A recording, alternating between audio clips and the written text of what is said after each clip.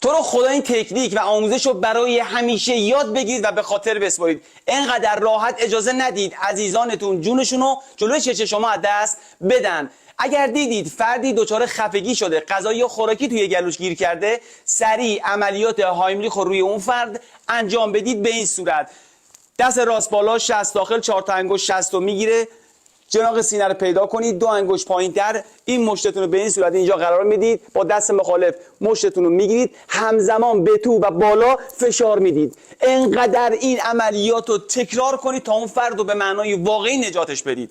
خواهش میکنم این تکنیک رو یاد بگیرید. اگر خوراکی پرید گلوتون، احساس خفگی کردید، تنها بودید و یا اینکه اعضای خانواده‌تون هم کنارتون بودن ولی عملیات هایملیخ رو بلد نبودن، نتونستن به داد شما برسن، خودتون به داد خودتون برسید بدون اینکه استرس بگیرید. از لوازم و وسایلی که اطرافتون هست مثل میز، صندلی، چهارپایه و یا این اوپنی که الان جلوی من هست، لبش رو در نظر بگیرید، جناق سینه رو پیدا بکنید، 2 انگشت پایین‌تر بذارید اون لبه. مثل این عملیاتی که الان من انجام میدم، انگور تو گلوی من گیر کرده، ببینید جناق سینه 2 انگشت پایین‌تر، ببینید در اثر ضربه و فشار خیلی زیاد اون خوراکی به بیرون به راحتی پرتاب میشه. اگر شیئی یا خوراکی توی گلوتون گیر کرد، احساس خفگی کردید، کسی هم نبود که به شما کمک برسونه، شما رو نجات بده، وسیله‌ای هم اطرافتون نبود، سریع با این تکنیک خودتون رو نجات بدید. ایمن باشید. خدا نگهدار.